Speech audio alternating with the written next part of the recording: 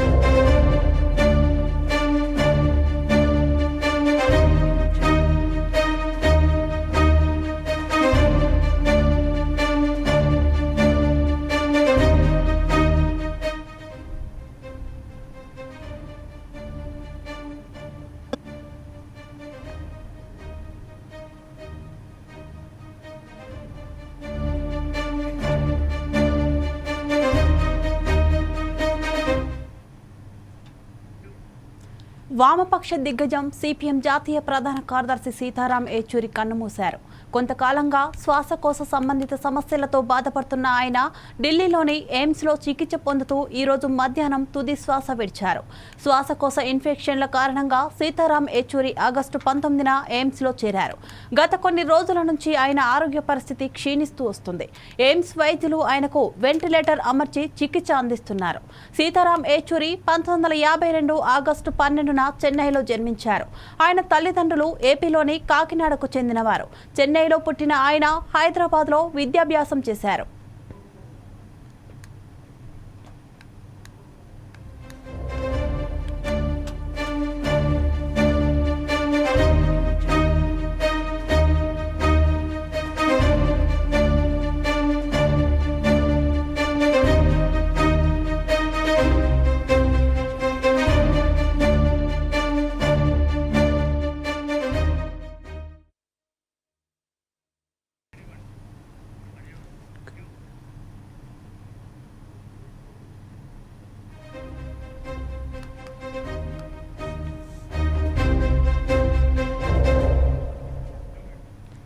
వామపక్ష దిగ్గజం సిపిఎం జాతీయ ప్రధాన కార్యదర్శి సీతారాం యేచూరి కన్నుమూశారు.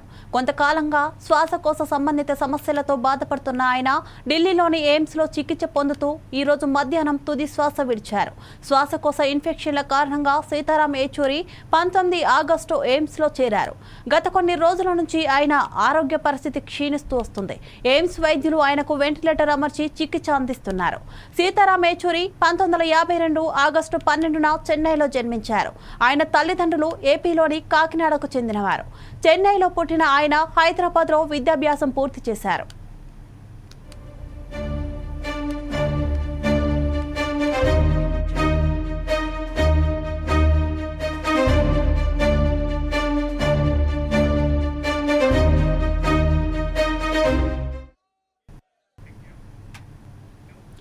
కాంగ్రెస్ ప్రభుత్వం తమపై తమ ఎమ్మెల్యేలపై వ్యక్తిగత దాడులకు పాల్పడుతుందని హరీష్ రావు అన్నారు. గృహ నిర్బంధాలకు పాల్పడుతుందని పోలీసులు కూడా పట్టించుకోవడం లేదని విమర్శించారు.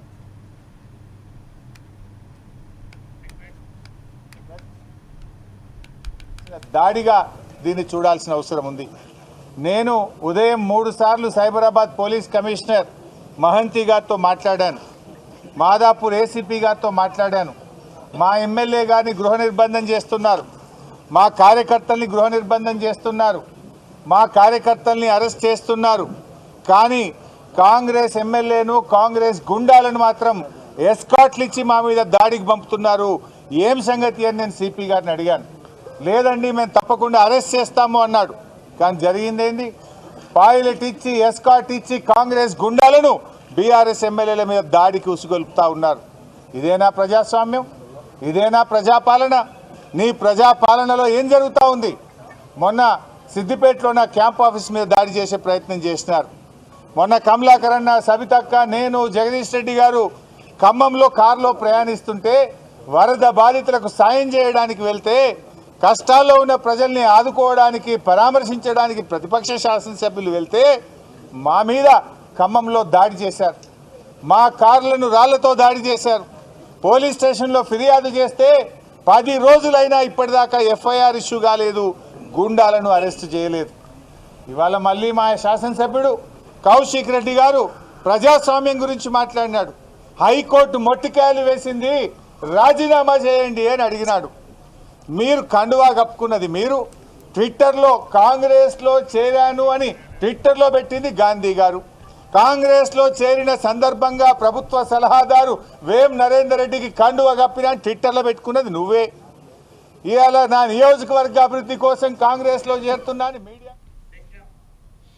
హైదరాబాద్ సిపి కార్యాలయంలో హరీష్ రావు మాట్లాడుతున్నారు. ఇప్పుడు లైవ్ చూద్దాం. సైబరాబాద్ లో 1200 హోంగార్డులు ఉన్నారు.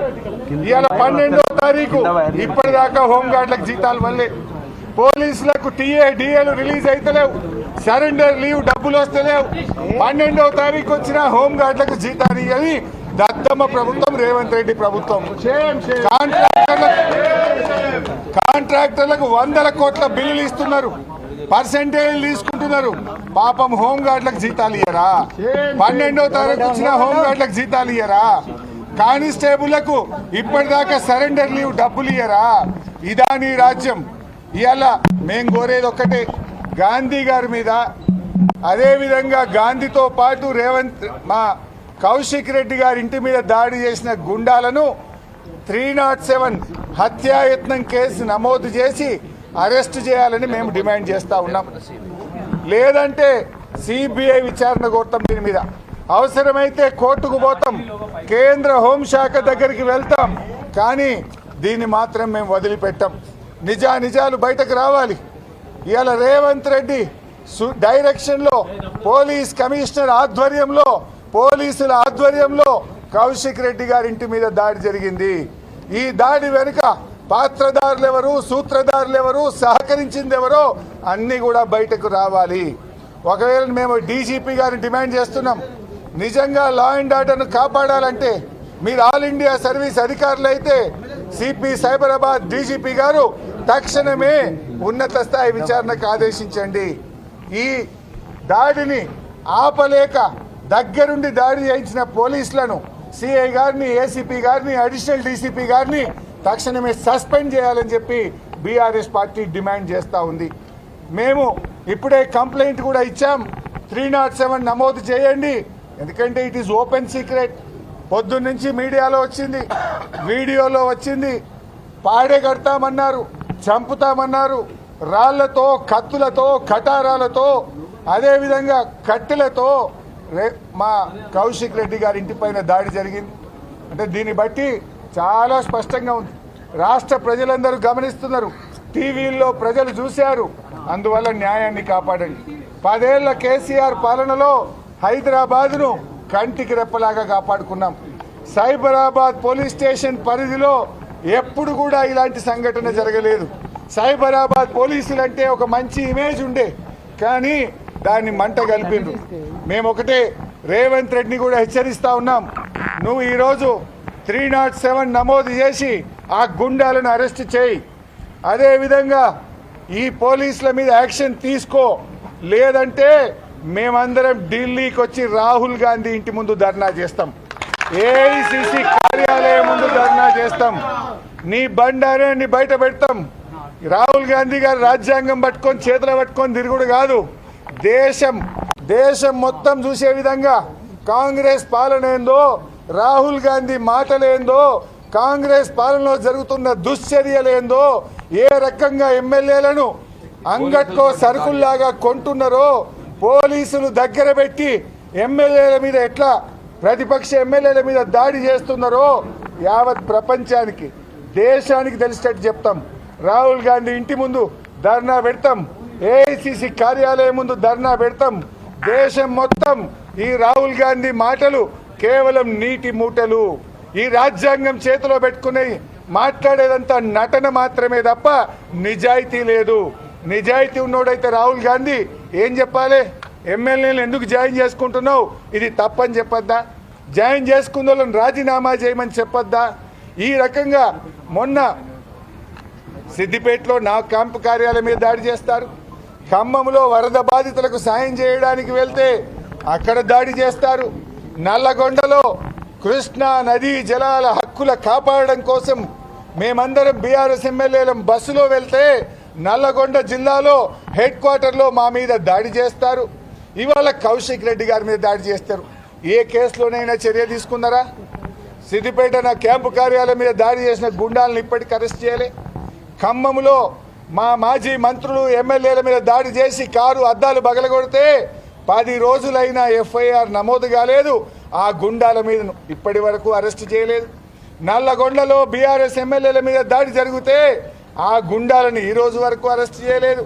కౌశిక్ రెడ్డి గారి మీద దాడి చేసిన గుండాలకు నార్సింగ్ పోలీస్ స్టేషన్లో కూర్చోబెట్టి రాచమర్యాదలు చేస్తున్నారు, బిర్యానీలు తినిపిస్తున్నారు, ఛాయలు దాయిపిస్తున్నారు, వాళ్ళ కుర్చీలు వేసి మర్యాదలు చేస్తున్నారు.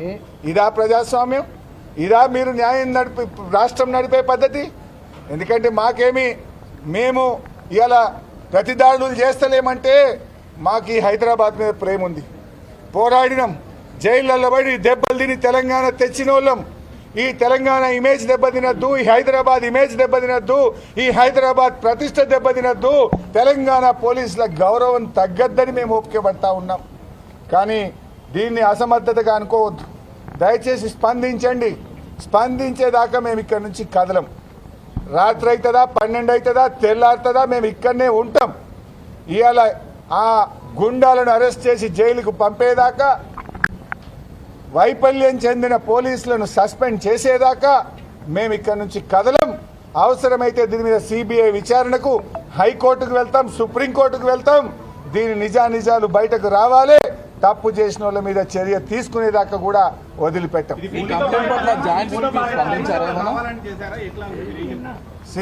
కమిషనర్ గారికి జ్వరం వచ్చింది లేదంటున్నారు. నేను పొద్దున్నుంచి 3 సార్లు సైబరాబాద్ పోలీస్ కమిషనర్ మహంతికి నేను 3 సార్లు ఫోన్లో మాట్లాడాను. అదేవిధంగా కౌశిక్ రెడ్డి గారు కూడా 3 సార్లు ఫోన్లో మాట్లాడారు. మేము విషయం చెప్తూనే వచ్చినాం. మరి టీవీల్లో లైవ్ వస్తున్నది, ఫోన్లలో మేము చెప్తున్నాం. 30 మందిని కాపాడే సామర్థ్యం సైబరాబాద్ పోలీసులకు లేదా? 30 మంది గుండాలను ఆపే సామర్థ్యం తెలంగాణ సైబరాబాద్ పోలీసు వాళ్ళకి లేదా? ఎంతమంది వచ్చిండ్రా? 30 మంది వచ్చిండ్రు. నిజంగా మేము అనుకుంటే ఏం మేమే చేసుకుందాం కదా. కానీ మిమ్మల్ని నమ్మినాం, తెలంగాణ పోలీసులను, సైబరాబాద్ పోలీసులను నమ్మినాం. నమ్మితే ఆ 30 మందిని మీరే దగ్గరుండి లోపల దోలిచ్చి దాడి చేపిస్తారా? ఇట్ ఈస్ నాట్ దట్ సిపికి తెలియదో ఏం చేస్తుంది, మీ ఎస్బీ ఏం చేస్తుంది, మీ ఇంటెలిజెన్స్ ఏం చేస్తుంది? పొద్దున్నుంచి టీవీలో వస్తుంది కదా. కౌశిక్ రెడ్డిని హౌస్ అరెస్ట్ చేసినప్పుడు గాంధీని చేయచేతనైతే లేదా మీకు? ఎందుకు భయం అంటే గాంధీ డిక్లేర్ చేసి వచ్చింది కదా, నేను దాడికి పోతున్నా అని డిక్లేర్ చేసిన ఆపడం మీకు చేతనైతే లేదా? 30 మంది గుండాలను ఆపే సత్తా సైబరాబాద్ పోలీసులకు లేదా? నేను చెప్పిన కదా, సిపికి 3 సార్లు ఫోన్ చేసిన కదా. ఏం చెప్పిండు సిపి గారు? లేదు సార్, మేము యాక్షన్ తీసుకుంటున్నాం, మేము చర్య తీసుకుంటున్నాం, యూ డోంట్ వరీ అని సిపి గారు నాకు చెప్పిండు. ఏం డోంట్ వరీ? దగ్గరుండి దాడి చేయించుడా? మేము చర్యలు తీసుకుంటున్నామంటే మా ఎమ్మెల్యే ఇంటి మీద గుండాలను తొలిచి దాడి చేయించడమే మీరు తీసుకున్న చర్యలా? అంటే సిపి గారు తీసుకున్న చర్యలు మా మీద దాడి చేయించడమా, దాడిని ఆపడమా? లైవ్ టెలికాస్ట్ ఇచ్చింది కదా మీడియా. ఆయన ఇంట్లోకి వెళ్ళినప్పటి నుంచి పొద్దున్న 7:30కి ఇంటర్వ్యూ ఇచ్చినప్పటి నుంచి టీవీలలో లైవ్ వస్తున్నది. 8 కిలోమీటర్లు, 7 కిలోమీటర్లు, 6 కిలోమీటర్లు ఇక చేరుకుంటున్నాడు, గేట్ కాడికి వచ్చిండు అని టీవీలలో లైవ్ వస్తుంటే పోలీసు వాళ్ళు నిద్రపోతుండ్రా? ఎస్కాట్లు ఇచ్చి తోలిస్తారు. ఎంబడికి అడిషనల్ డీసీపీని ఆయన పక్కన పెట్టి తోలుకొచ్చారు. ఏంది బిడ్డ దాడి చేయమని ఓ ఏసీపీని, ఓ అడిషనల్ డీసీపీని ఎస్కాట్ పెట్టి దాడి చేపిస్తారు కౌశిక్ రెడ్డి మీద. మీరే సాక్ష్యం కదా. మీరే చెప్పింది కదా, ఇగో 10 కిలోమీటర్లు సిగ్నల్ దాటిండు, 5 కిలోమీటర్లు, 4 కిలోమీటర్లు వచ్చే, అర్ధగంటలు వచ్చే, పావు గంటలు వచ్చే, గేట్ కాడికి చేరుకునే, లోపలికి వాయే. ఇవన్నీ చూస్తలేదా పోలీసు వాళ్ళు?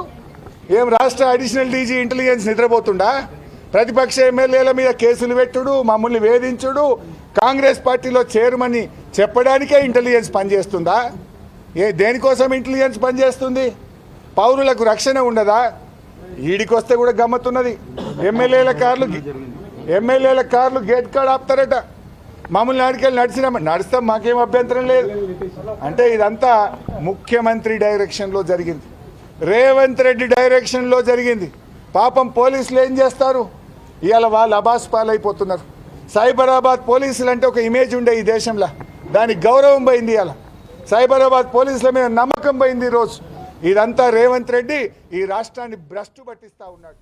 ఈ రాష్ట్రం ఖమ్మం జిల్లాలో కేంద్ర బృందం భారీ వర్షాలు వరదల కారణంగా జరిగిన నష్టాన్ని క్షేత్రస్థాయిలో పరిశీలనకు రెండో రోజు పర్యటించింది.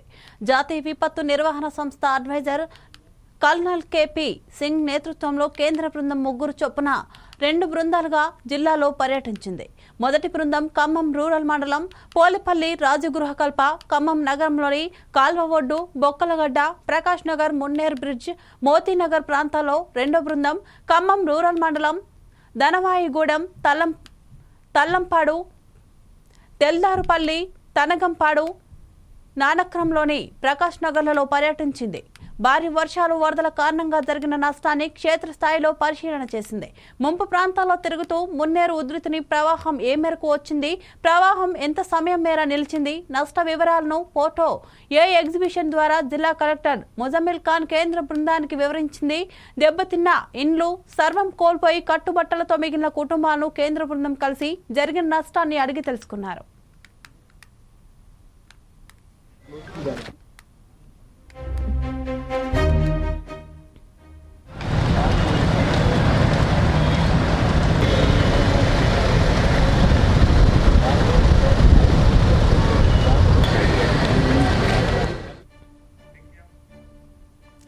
ఉప్పల్ నియోజకవర్గంలో బీజేపీ పార్టీ సభ్యత్వ నమోదు కార్యక్రమాన్ని చేపట్టారు. 1,00,000 సభ్యత్వ నమోదే లక్ష్యంగా పనిచేస్తున్నామని మేడ్చల్ జిల్లా బీజేపీ అధ్యక్షుడు పోతకాని గోపాల్ గౌడ్ అన్నారు. కుషాయిగూడలో నిర్వహించబోయే కార్యక్రమంలో కేంద్ర మాజీ మంత్రి రాజీవ్ చంద్రశేఖర్, ఎంపీ ఈటెల రాజేందర్, రాష్ట్ర ఉపాధ్యక్షులు ఎన్వీఎస్ఎస్ ప్రభాకర్ పాల్గొంటారని ఆయన తెలిపారు. ఈ కార్యక్రమాన్ని విజయవంతం చేయాలని గోపాల్ గౌడ్ కోరారు.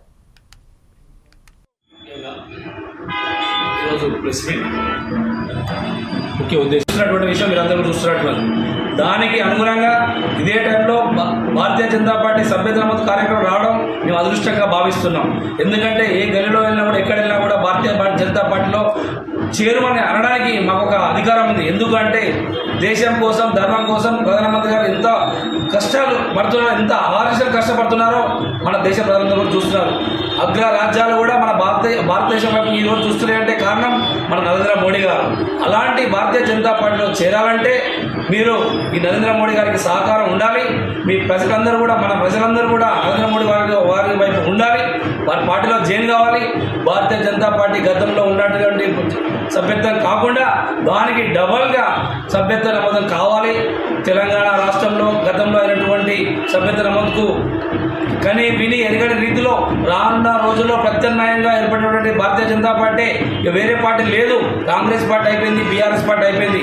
తెలంగాణ రాష్ట్రంలో 2022లో కానీ 2029లో కానీ వచ్చేది బీజేపీయే.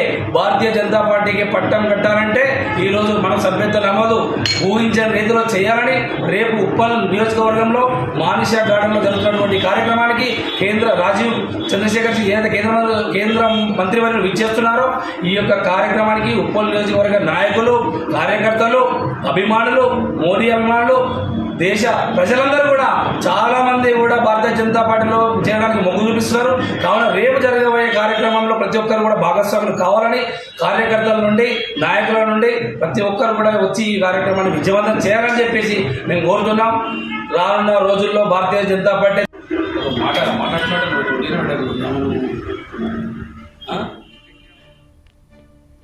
రిజర్వేషన్లపై రాహుల్ గాంధీ చేసిన వ్యాఖ్యలపై బీజేపీ తీవ్ర అభ్యంతరం వ్యక్తం చేస్తోంది. ప్రస్తుతం అమెరికా పర్యటనలో ఉన్న కాంగ్రెస్ అధినేత రాహుల్ గాంధీ భారత్ను అవమానించేలా మాట్లాడుతున్నాడని, అది ఎంతమాత్రం మంచిది కాదని రాహుల్ వ్యాఖ్యలపై నిరసనగా జిల్లా బీజేపీ పార్టీ ఆధ్వర్యంలో భువనగిరి పట్టణంలో ఆందోళన చేపట్టారు. రాహుల్ గాంధీ దిష్టిబొమ్మను దహనం చేస్తుండగా పోలీసులు అడ్డుకున్నారు. బీజేపీ పార్టీ చేస్తున్న ఆందోళనలో నాయకులకు పోలీసుల మధ్య తోపులాట చోటు చేసుకుంది. ఈ గందరగోళం మధ్య రాహుల్ గాంధీ దిష్టిబొమ్మ దగ్ధం చేశారు బీజేపీ నాయకులు.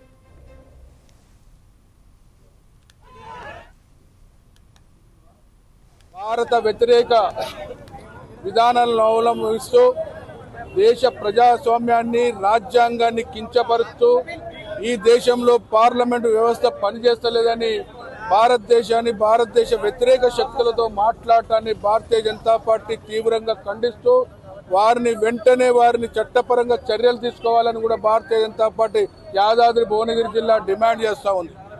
ప్రజాస్వామ్యాన్ని కూని చేసింది వాళ్ళ నాయనమ్మ అని తెలియదేమో, రాజ్యాంగాన్ని కూని చేసింది వాళ్ళ నాయన అని తెలియదేమో రాహుల్ గాంధీకి. కాంగ్రెస్ పార్టీకి హితవు చేస్తా ఉన్నాం. మీ ప్రతిపక్ష నాయకునికి ఈ చట్టాలు, కాంగ్రెస్ చరిత్ర, ప్రజాస్వామ్యాన్ని కూని చేసి ప్రజాస్వామ్య వాదులందరినీ అనగదొక్కిన చరిత్ర కాంగ్రెస్ పార్టీకి ఉందనేది కూడా తెలుసుకోవాలని రాహుల్ గాంధీకి హెచ్చరిస్తా ఉన్నాం. ఈ దేశంలో ప్రజాస్వామ్యాన్ని, రాజ్యాంగాన్ని, బడుగు బలహీన వర్గాలను కాపాడుతున్నది కేవలం భారతీయ జనతా పార్టీ అధికారంలోకి వచ్చినాక అఖిల భారత స్థాయిలో శాంతి భద్రతలను నెలకొల్పి ప్రజాస్వామ్యాన్ని కాపాడినటువంటి పార్టీ ఇవాళ భారతీయ జనతా పార్టీని గుర్తుంచుకోవాలి. భారతీయ ప్రజాస్వామ్యం గురించి మాట్లాడే నైతిక హక్కు కాంగ్రెస్ పార్టీ కానీ రాహుల్ గాంధీ కానీ లేదనేది కూడా ఈ సందర్భంగా మనవి చేస్తున్నాం. ప్రజాస్వామ్యం వల్ల పార్టీలో లేదు, ప్రజాస్వామ్యం భారతదేశ చరిత్రలో లేదు. ఎక్కడ కూడా ప్రజాస్వామ్యాన్ని, పార్లమెంటు విధానాన్ని అవలంబించని పార్టీ ఏదైనా ఉందో అది కాంగ్రెస్ పార్టీ అనేది కూడా గుర్తుంచుకోవాలని ఈ సందర్భంగా మనవి చేస్తా ఉన్నాం. ఇవాళ ఖలిస్తాన్కు వ్యతిరేకంగా వాళ్ళ నాయనమ్మ బలైంది కూడా ఇవాళ గుర్తు లేదు. ఇవాళ వాళ్ళ నాయనమ్మ బలైంది కూడా తెలియకుండా ఇవాళ కెనడా కానీ రాజ్యాంగాన్ని, భారతదేశానికి వ్యతిరేకంగా మాట్లాడుతున్నటువంటి కెనడా వాదులకు ఖలిస్తాన్ ఉద్యమకారులతోని సమావేశం అవడం అనేది ఇవాళ భారతదేశ ప్రజలందరూ కూడా కాంగ్రెస్ పార్టీని, రాహుల్ గాంధీని క్షమించరనేది కూడా గుర్తుంచుకోవాల్సిన అవసరం ఉందనేది కూడా ఈ సందర్భంగా మనవి చేస్తా ఉన్నాం. అట్లాగే 370 ఆర్టికల్ జమ్మూ కాశ్మీర్లో ప్రశాంత వాతావరణం నెలకొంటుంటే ఆ ప్రశాంత వాతావరణాన్ని విచ్ఛిన్నం చేయాలని వాళ్ళ తాత గుణం తెచ్చుకుంటో ఏందో కానీ ఆనాటి నుండి కూడా కాంగ్రెస్ పార్టీ ఈ దేశ ద్రోహులతోని, దేశ విచ్ఛిన్నకర శక్తులతో. కాకినాడ జిల్లా కోటనందూరు మండలంలోని పలు ప్రాంతాల్లో ఎమ్మెల్యే యనమల దివ్య పర్యటించారు. ఎడతెరిపి లేని వర్షాల కారణంగా రైతులు నష్టపోయిన పంటల పొలాలను ఆమె పరిశీలించారు. ఆయా ప్రాంతాల్లో ఎంత నష్టం వాటిల్లిందనే అంశాలను మండల నాయకులు గాడిరాజు బాబును వివరాలు అడిగి తెలుసుకున్నారు.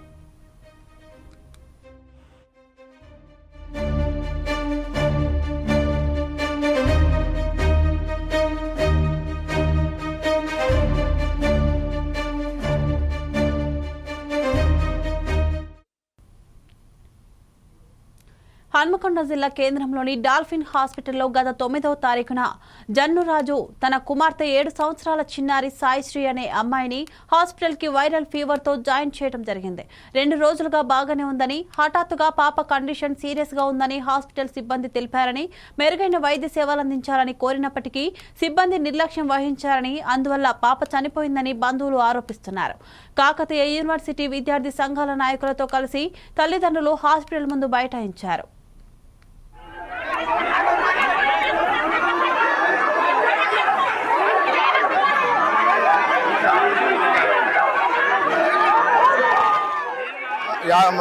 స్కానింగ్ తీయమంటే స్కానింగ్ తీయలేదు.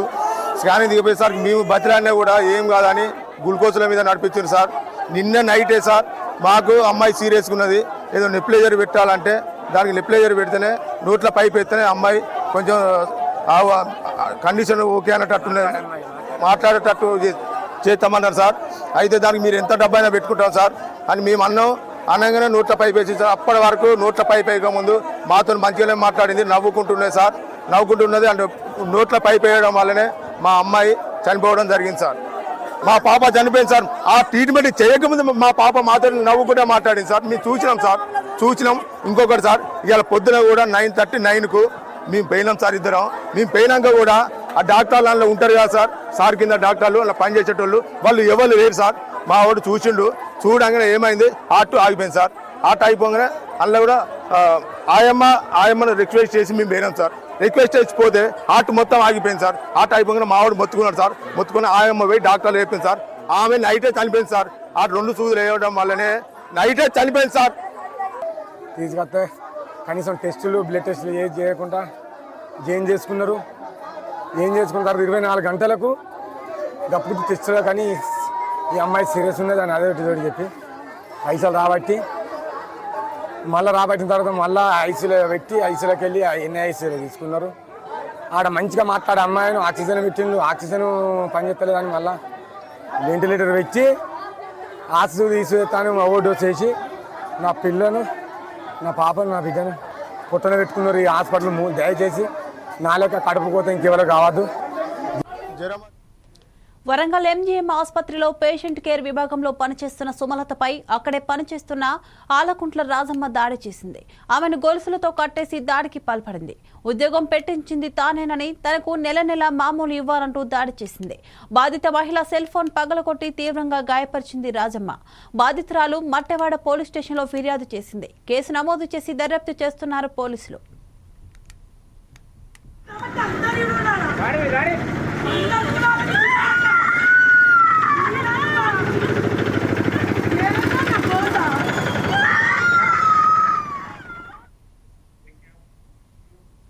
భద్రాద్రి కొత్తగూడెం జిల్లా పినపాక నియోజకవర్గంలో వరదల వల్ల నష్టపోయిన కుటుంబాలకు స్థానిక ఎమ్మెల్యే పాయం వెంకటేశ్వర్లు చెక్కులు పంపిణీ చేశారు.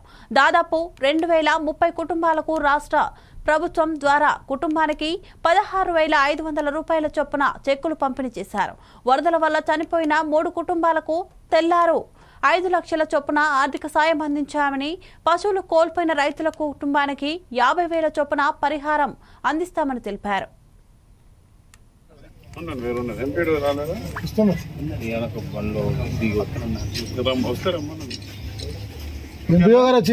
భారీ వర్షాలు, అత్యంత భారీ వర్షాల వలన నష్టం జరిగినటువంటి కుటుంబాలన్నిటికీ కూడా ఈ రోజున రాష్ట్ర ప్రభుత్వం ద్వారా ప్రతి కుటుంబానికి మరి ఆదుకోవాలనే ఉద్దేశంలో భాగంగానే ఈరోజు Ashok Nagar hostel area, railway gate పునావరం ఏరియా, సుందరయ్య నగరు, ఆదర్శ్ నగరు ప్రాంతాల్లో వెళ్ళి బాధితులకు, భారీ వరదలకు మరి నష్టం జరిగినటువంటి కుటుంబాలకు చెక్కుల పంపిణీ కార్యక్రమం ఇవాళ ప్రారంభం చేయడం జరిగింది. ఒక్కొక్క కుటుంబానికి మరి ఇవాళ నష్టపోయినటువంటి ప్రతి కుటుంబానికి దాదాపు 2030 కుటుంబాలకు నష్టం జరిగింది. వరద పట్టినటువంటి ప్రతి కుటుంబానికి ప్రభుత్వ సాయం ఈరోజు అందించడం జరిగింది. ఒక్కొక్క కుటుంబానికి 16,500 రూపాయల చెక్కులు పంపిణీ చేశాం. ఈరోజు మిగతా వాళ్ళ ఖాతాల్లో కూడా, అందరి ఖాతాల్లో కూడా ఈ 16,500 రూపాయలు వాళ్ళ బ్యాంకు అకౌంట్లో పడతాయి. ఆ రకంగా లబ్ధిదారులందరికీ ఎన్నడూ లేని విధంగా, ఎప్పుడు లేని విధంగా వరద పడినటువంటి ఇంత పెద్ద మొత్తంలో, ఇంత పెద్ద ఎత్తున మన ఊరిలో మరి గతంలో వరదలు వచ్చినప్పుడు ఎప్పుడు కూడా ఏ ప్రభుత్వం సాయం చేయాల, కానీ ఈసారి 230 కుటుంబాలకు, ప్రతి కుటుంబానికి ఆదుకోవాలనే ఉద్దేశంతో మరి ప్రజాప్రభుత్వంలో, ప్రజాపాలనలో మన ముఖ్యమంత్రి గారు, మన ప్రభుత్వం మంచి నిర్ణయం తీసుకొని ఆపదలో ఉన్నటువంటి, కష్టాల్లో ఉన్నటువంటి, మరి ఇవాళ అన్ని రకాలుగా నష్టపోయినటువంటి కుటుంబాలందరికీ కూడా సహాయం చేయాలనే ఉద్దేశంతో రాష్ట్ర ప్రభుత్వం ముందుకొచ్చి ఈ రోజున సహాయం చేయడం అనేది మరి వాళ్ళ ప్రభుత్వానికి మీ ద్వారా నేను ధన్యవాదాలు తెలియజేస్తామన్నా. ఆపదలో ఉన్న వాళ్ళని ఆదుకునే కార్యక్రమం మరి ఈ రోజున చూస్తే ప్రాణ నష్టం జరిగినటువంటి వాళ్ళకు తెల్లారే మన దగ్గర మనుగూరు మండలంలో ఒక కుటుంబం, అశోకపురం మండలంలో 2 కుటుంబాలు, 3 వ్యక్తులు చనిపోయినారు. అది కూడా అధికారుల నిర్లక్ష్యం, ప్రభుత్వ నిర్లక్ష్యం కాదు, యాదృచ్ఛికంగా జరిగినటువంటివి. ఇంత వరద వస్తుందని ఊహించలా. మహబూబాబాద్ జిల్లా చినగూడూరు మండలంలో ఆకేరు వాగు వద్ద గంగమ్మ తల్లి ఆలయం నెలకొంది. ఇటీవల వచ్చిన భారీ వర్షాల కారణంగా ఆకేరుకు భారీగా వరద ప్రవాహం వచ్చి చేరింది. వరద ప్రవాహ తాకిడికి గంగమ్మ ఆలయం పెద్ద ఎత్తున ధ్వంసమైంది. వరద ప్రవాహక వేగానికి గంగమ్మ ఆలయం వెనుక భాగంలో ప్రవాహంలో కొట్టుకొచ్చిన భారీ రాళ్ల తాకిడికి భారీ కన్నం పడడంతో ఆలయంలోని గంగమ్మ విగ్రహం వరద తాకిడికి కొట్టుకుపోయింది. ఆలయంలో విగ్రహం వరద ప్రవాహానికి కొట్టుకుపోవడంతో ప్రజలు ఆందోళన వ్యక్తం చేస్తున్నారు. ప్రభుత్వ అధికారులు పట్టించుకొని గంగమ్మ ఆలయాన్ని పునర్నిర్మించాలని, పెద్ద ఎత్తున జాతర నిర్వహించి అమ్మవారి విగ్రహాన్ని పునఃప్రతిష్ఠించాలని కోరుతున్నారు.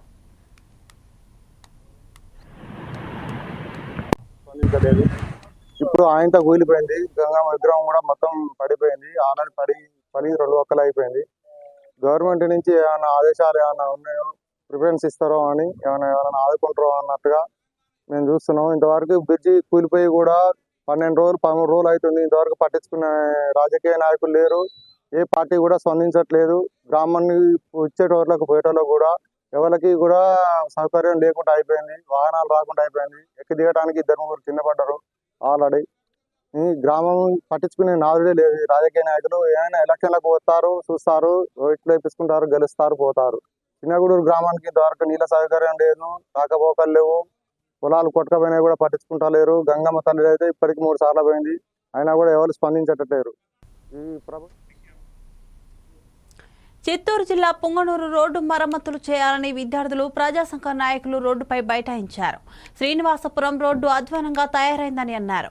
పుంగనూరు ఎన్ఎస్ పేటలో 2 దశాబ్దాలుగా ఆర్ఎన్బి రోడ్డు మరమ్మతులకు నోచుకోలేదన్నారు. ప్రభుత్వ ఆసుపత్రికి, కళాశాలలకు వెళ్లాలంటే విద్యార్థులు, రోగులు నరకం అనుభవిస్తున్నారన్నారు.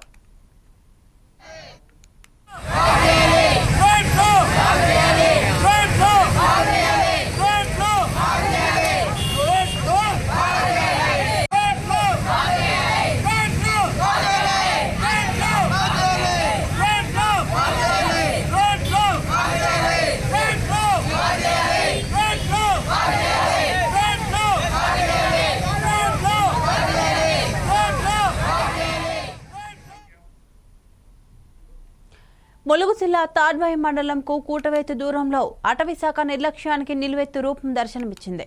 గత ప్రభుత్వ హయాంలో ఏర్పాటు చేసిన అటవీశాఖ అధికారులు సైన్ బోర్డ్స్ సూచిక బోర్డుపై ఇప్పటి వరకు రాష్ట్ర ముఖ్యమంత్రి ఫోటో మరియు అటవీశాఖ మంత్రి కొండె సురేఖ ఫోటో పెట్టలేదు. టీఆర్ఎస్ ప్రభుత్వ హయాంలో ముఖ్యమంత్రిగా కేసీఆర్, అడ్మిషన్ శాఖ మంత్రిగా ఇంద్రకరణ్ రెడ్డి కొనసాగిన సమయంలో ఏర్పాటు చేసిన ఫోటోలు ఇప్పటి వరకు దర్శనమిస్తున్నాయి. టీఆర్ఎస్ ప్రభుత్వం మరి కాంగ్రెస్ ప్రభుత్వం ఏర్పడి 8 నెలలు దాటుతున్నా అటవీశాఖ అధికారులు మాత్రం నూతన ముఖ్యమంత్రి అలాగే శాఖ మంత్రి ఫోటోలు ఇప్పటి వరకు సైన్ బోర్డుపై పెట్టలేదు. ఈ సూచిక బోర్డు ములుగు నుంచి ఛత్తీస్గఢ్ వెళ్లే జాతీయ రహదారి పక్కన ఉండటం గమనార్హం. ఏది ఏమైనా తాడ్వాయి మండలానికి 2 కిలోమీటర్ల దూరంలో ఉన్న అటవీశాఖ అధికారుల సూచిక బోర్డుపై మా వరంగల్ ప్రతినిధి సుధాకర్ గ్రౌండ్ రిపోర్ట్. ములుగు జిల్లా తాడ్వాయి దండకార్యంలో ఉన్నాము. ఇది మన పక్కన జాతీయ రహదారి, ములుగు నుండి ఇటు ఛత్తీస్గఢ్ వెళ్ళే జాతీయ రహదారి. మనం చూసుకోవచ్చు, ప్రస్తుతం మన అటవీ శాఖ ఆధ్వర్యంలో ఏర్పరిచిన సైన్ బోర్డు దగ్గర ఉన్నాము. తెలంగాణ రాష్ట్రం ఏర్పడి 11 సంవత్సరాలు కాబోతుంది. కానీ గతంలో అంటే ఉమ్మడి రాష్ట్రం ఉన్నప్పుడు ఏర్పరిచిన బోర్డులు మాత్రం ఇలాగే ఉంచారు. ఇప్పటివరకు నామకరణ కూడా మార్చలేదు. ఆంధ్రప్రదేశ్ అటవీ శాఖ వన్యప్రాణి సంరక్షణ విభాగం అలా పెట్టేశారు, ఇలాగే ఉంది. అంతేకాకుండా మనం ఇంతకుముందు చూపించే ప్రయత్నం చేశాము. ఒకటి, తెలంగాణ రాష్ట్రం ఏర్పడి 10 సంవత్సరాలు దాటిన తర్వాత గతంలో బీఆర్ఎస్ ప్రభుత్వం ఉండే, ఆ బీఆర్ఎస్ ప్రభుత్వ హయాంలో రాష్ట్ర ముఖ్యమంత్రిగా కేసీఆర్, అటవీ శాఖ మంత్రిగా వేరే వారు ఉండడం జరిగింది. అయితే ఈ తెలంగాణ రాష్ట్రం అంటే టీఆర్ఎస్ ప్రభుత్వం పోయిన తర్వాత కాంగ్రెస్ ప్రభుత్వం వచ్చేసి సుమారు 9 నెలల కాలం అవుతుంది. 9 నెలల కాలంలో ఈ కాంగ్రెస్ ప్రభుత్వం హయాంలో అటవీ శాఖ మంత్రిగా కొండె సురేఖను ఎన్నుకోవడం జరిగింది. రాష్ట్ర ముఖ్యమంత్రిగా రేవంత్ రెడ్డి ఉండడం జరిగింది. 8 నెలలు దాటి 9 నెలలు కాబోతుంది. ఈ 9 నెలలు అవుతున్న అటవీ శాఖ అధికారులు మాత్రం గతంలో పనిచేసిన మంత్రులు, ముఖ్యమంత్రుల ఫోటోలు ఉంచే తప్ప నూతనంగా ఏర్పడిన కాంగ్రెస్ ప్రభుత్వం హయాంలో ఏర్పడిన రాష్ట్ర ముఖ్యమంత్రి రేవంత్ రెడ్డి ఫోటో కానీ, అలాగే అటవీ శాఖ మంత్రి కొండె సురేఖ ఫోటోలు కానీ, వాళ్ళ పేర్లు కానీ ఇప్పుడు కూడా మార్చడం లేదు. అసలు ఏం జరుగుతుంది? రాష్ట్రం ఏర్పడి 10 సంవత్సరాలు దాటుతుంది, అలాగే ప్రభుత్వం మారి 8 నెలలు దాటింది. మరి 8 నెలలు దాటుతున్నా గత ప్రభుత్వ హయాంలో ఉన్న ముఖ్యమంత్రుల ఫోటోలు, మంత్రుల ఫోటోలే పెడుతున్నారు తప్ప ప్రస్తుతం రాష్ట్ర కాంగ్రెస్ ప్రభుత్వ హయాంలో ఏర్పడిన ముఖ్యమంత్రి ఫోటో కానీ, మంత్రుల ఫోటో ఎందుకు మారవడం లేదు అంటే దీనికి నిదర్శనం ఏమనుకోవాలి? అటవీ శాఖ నిర్లక్ష్యం అనుకోవాలా, లేక ఇది పార్టీ ఈ అధికారం మమ్మల్ని ఏం చేస్తుంది అనే ధోరణిలో ఉన్నారా? వేచి చూడాల్సిందే. ఏదేమైనా మాత్రం ప్రస్తుతం ములుగు జిల్లాలో మాత్రం ఇది ఒక చర్చ అనుకోవచ్చు. అంటే ఉమ్మడి రాష్ట్రంలో ఉన్నప్పుడు నామకరణం చేసిన ఆంధ్రప్రదేశ్ అటవీ శాఖ పేరు, అంతేకాకుండా నూతనంగా ఏర్పడిన కాంగ్రెస్ ప్రభుత్వ హయాంలో రేవంత్ రెడ్డి ముఖ్యమంత్రిగా, అలాగే అటవీ శాఖ మంత్రిగా కొండె సురేఖ ఇద్దరు ముఖ్యమంత్రులు ఉన్న వాళ్ళ పేర్లు కానీ, వాళ్ళ ఫోటోలు కానీ ఇప్పటివరకు సైన్ బోర్డుల మీద పెట్టలేదు. గత ప్రభుత్వ హయాంలో చేసిన ఫ్లెక్సీలు కానీ అవే సైన్ బోర్డులు ఉన్నాయి. ఇది ప్రస్తుతం అటవీ శాఖలో జరుగుతున్న కొత్త చర్చ. ఏదేమైనా ఇప్పటికైనా అటవీ శాఖ అధికారులు మారాలి. అంటే గతంలో ఉమ్మడి రాష్ట్రంలో ఉన్న పేర్లు మార్చాలా, అంతేకాకుండా గత ప్రభుత్వ హయాంలో ఉన్న రాష్ట్ర ముఖ్యమంత్రులు కానీ, అలాగే అప్పటి అటవీ శాఖ మంత్రి వాళ్ళ ఫోటోలు మార్చి ప్రస్తుతం ఉన్న మంత్రులు అలాగే ముఖ్యమంత్రి ఫోటోలు పెట్టే ప్రయత్నం చేద్దాం. ఇవి bulletin updates. Keep watching 4 Sides TV. This program is sponsored by Thrill City, Hyderabad.